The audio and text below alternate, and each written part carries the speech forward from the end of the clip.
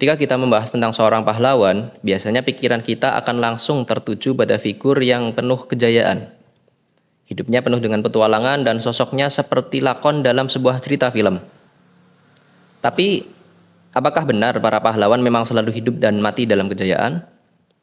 Dalam video ini, kita semua akan membahas sebuah sisi lain dari mereka-mereka yang kita kenal sebagai para pahlawan nasional.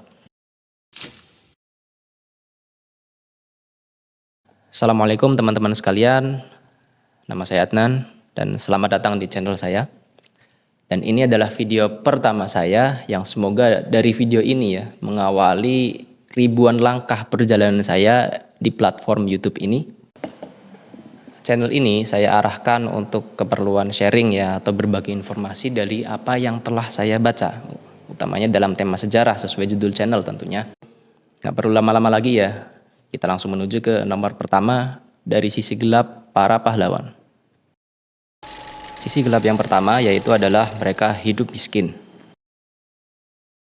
Ini mungkin agak mengherankan ya untuk teman-teman sekalian karena kita tahunya yang namanya orang penting itu pasti hidupnya mapan karena kita lihatnya dari pejabat yang ada di zaman sekarang. Perlu teman-teman ketahui bahwa mereka disebut sebagai para pahlawan itu adalah umumnya karena posisi mereka yang melawan pemerintah penjajahan. Karena posisi mereka yang melawan penguasa ketika itu, maka otomatis pekerjaan-pekerjaan yang stabil seperti pegawai negeri itu nggak mungkin mereka masuki. Berhubung para pahlawan kita ini punya pemikiran yang biasanya melampaui zamannya, maka umumnya mereka itu profesinya yaitu adalah sebagai penulis. Jadi redaktur. Ini juga yang terjadi pada sosok Haji Agus Salim. Beliau orang yang menguasai 9 bahasa, ya sesuatu yang lumayan hebat bahkan untuk ukuran zaman sekarang. Dan beliau juga pernah menjadi salah satu pemimpin dari yang namanya organisasi Sarekat Islam, sebuah organisasi politik yang memiliki jiwa ruh keagamaan dalam menentang pemerintahan Belanda. Dalam bayangan kita, orang sepenting ini pasti hidupnya makmur kan, karena punya banyak pengikut, pemikirannya juga banyak yang bagus, tapi nyatanya tidak. Diceritakan oleh Muhammad Rum, salah seorang pahlawan juga kelak pada suatu hari nanti, bahwasanya Haji Agus Salim pernah tinggal di sebuah gang, yang mana komplek tersebut kalau kena hujan, airnya menggenang, jalannya penuh dengan lumpur. Dari segi rumah yang ditinggali oleh Haji Agus Salim dan keluarganya, menurut saya, mohon maaf sekali ini ya, gak bisa dibilang layak untuk tokoh sekaliber beliau. Pada salah satu rumah yang beliau tinggali di Jatinegara, Jakarta misalnya, keluarga Haji Agus Salim hanya menempati satu ruangan saja. Di pojok-pojok ruangan tersebut terdapat koper yang bertumpuk-tumpuk dan juga kasur yang digulung. Dan di bagian tengah ruangan inilah yang kemudian digunakan untuk duduk-duduk dan menerima tamu seperti Muhammad Rum dan M.R. Kasman, dua orang yang sering bersilaturahmi ke rumah Haji Agus Salim untuk mendapatkan wejangan-wejangan tentang agama Islam. Di sisi lain, pada zaman Belanda beliau juga sering berpindah-pindah rumah bersama keluarganya. Dan yang agak naas, keadaan rumah tiap kali dia pindah semakin hari semakin buruk. Dalam hal ini, Muhammad Rum, sebagaimana dikutip oleh buku Manusia dalam Kemelut Sejarah, pernah berkata, kegembiraan bersama anak-anak Haji Agus Salim membuat kita lupa betapa melaratnya keluarga ini. Berpindah-pindah dalam keadaan rumah yang lebih buruk rupanya sudah diperhitungkannya. Saya pun teringat dengan perkataan Kasman bahwasanya Leiden is Leiden, memimpin adalah menderita. Kalau dipikir-pikir agak miris juga ya sebenarnya. Mereka-mereka itu kan para pahlawan adalah orang-orang yang paling berkontribusi atas kemerdekaan yang kita rasakan sekarang. Tapi hidup mereka seperti itu. Nggak bisa dibilang layak. Di sisi lain kita punya pejabat-pejabat yang sekarang hidupnya sangat-sangat mapan dengan mobilnya dan tunjangan yang lengkap. Akan tetapi performa mereka sebagai para birokrat negara ya bisa tahu sendiri lah ya. Ke sisi gelap para pahlawan yang nomor 2 yaitu adalah dibuang ke tempat yang terpencil.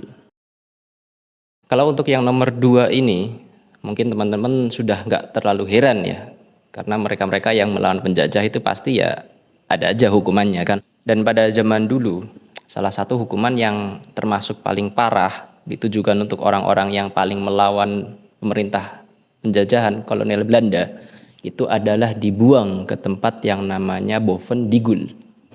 Digul sendiri adalah suatu tempat di pedalaman Papua yang mana memang daerah tersebut masih sangat terpencil, lengkap dengan rawa-rawa dan hutan lebatnya dan suku-suku setempat yang masih primitif. Dan satu-satunya akses ke tempat itu adalah apa? Lewat sungai, jadi nggak ada jalan umum untuk menuju ke sana. Dan kalau teman-teman belum kebayang bagaimana parahnya Boven Digul itu sebagai sebuah tempat pembuangan, ayo kita lihat data kematian yang ada di sana. Seperti yang bisa kita lihat, ada yang meninggal karena dimakan buaya, ada yang karena terkena malaria, suatu yang wajar karena di sana masih banyak hutan dan rawa-rawa yang lebat.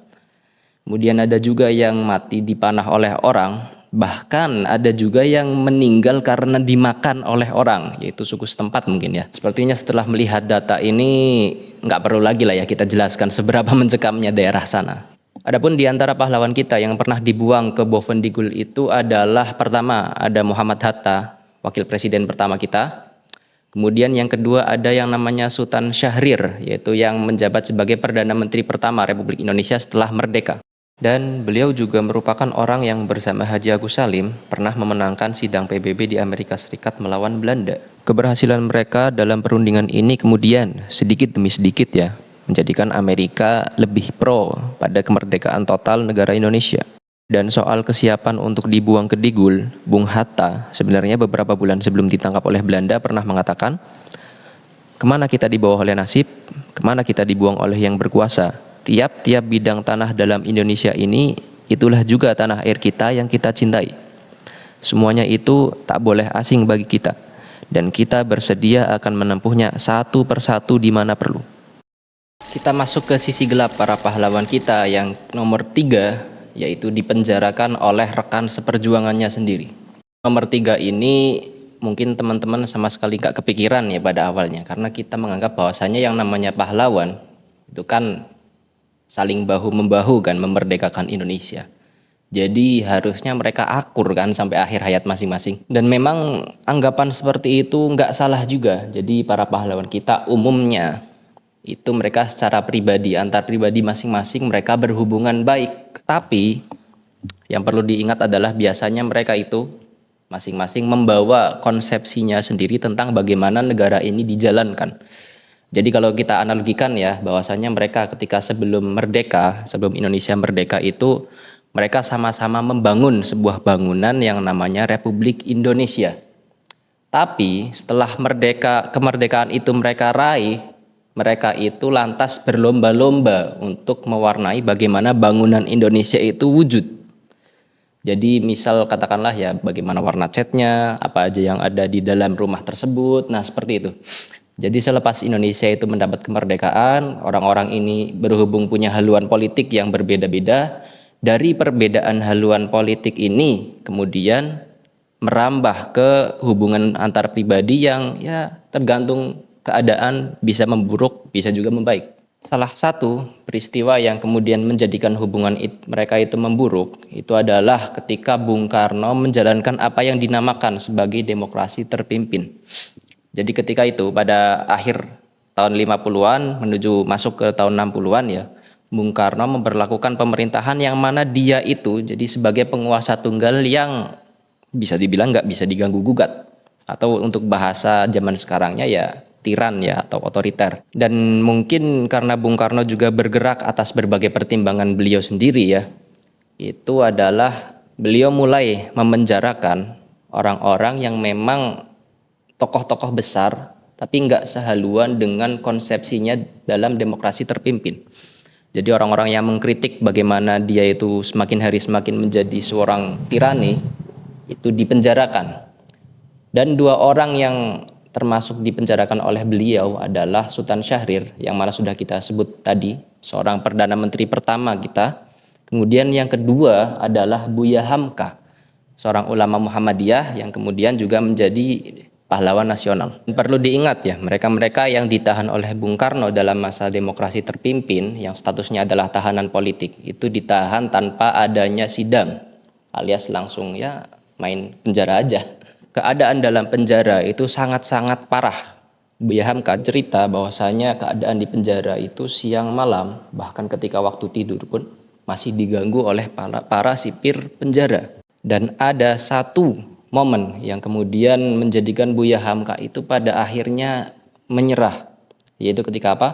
Ketika beliau dikatakan sebagai pengkhianat oleh para orang-orang yang menginterogasinya dalam penjara. Bayangkan ya teman-teman, yang sedang kita bicarakan itu adalah seorang pahlawan yang ketika agresi militer Belanda itu beliau bergerilya dari satu bukit ke bukit lain, dari satu gunung ke gunung yang lain, dari satu kampung ke kampung yang lain di alam Minangkabau, berjalan kaki ratusan kilometer hanya demi memberikan penerangan dan menyemangati rakyat untuk berjuang. Dan sekarang ketika beliau itu dipenjara atas tuduhan yang tidak beliau lakukan, beliau dikata pengkhianat. Kira-kira laki-laki mana yang nggak patah hati, coba? Buya Hamka sendiri baru dibebaskan dari penjara pada tahun 1966 ketika rezim Soekarno runtuh dan kemudian naiklah rezim Orde Barunya Soeharto. Selang 4 tahun kemudian datanglah kabar bahwasannya Bung Karno wafat dan Buya Hamka menerima pesan dari keluarga beliau, yang mana ternyata pesan itu adalah salah satu pesan terakhirnya Bung Karno, bahwasanya apa? Bila aku mati, minta kesediaan Buya Hamka untuk menjadi imam jenazahku. Dan Buya Hamka pun bergegas ke rumah duka dan menjadi imam sholat bagi jenazah Bung Karno. Keputusan Buya Hamka yang bersedia untuk menyolati jenazah Bung Karno itu kan otomatis ya mengundang pertanyaan banyak orang. Sebagaimana sepertinya kita pun tertarik untuk menanyakan kepada beliau ya, kalau kita itu hidup sezaman dengan beliau. Dan memang pernah ada orang yang menanyakan kepada beliau, apakah Buya itu nggak dendam kepada Bung Karno yang telah memenjarakan Buya dalam beberapa waktu lalu. Kata beliau ya, simak nih, bahwasanya beliau tidak pernah mendendam kepada siapapun yang telah menyakiti beliau. Kata beliau apa? Dendam itu adalah dosa. Dan memang dengan hal ini kelihatan lah ya kualitas Buya Hamka sebagai seorang ulama dan juga sebagai seorang pahlawan yang mana memaafkan orang, terutama apabila orang itu sudah menyakiti kita selama bertahun-tahun dengan keadaan yang sebegitu buruk. Itu memang sangat susah. Mungkin ini dulu ya pertemuan kita pada hari ini. Kemudian saya mohon maaf apabila ada kata yang menyinggung. Dan jangan lupa untuk like dan subscribe dan komen ya, beri saya masukan karena yang demikian sangat berguna bagi YouTuber pemula seperti saya. Dan assalamualaikum, sampai ketemu lagi di video berikutnya.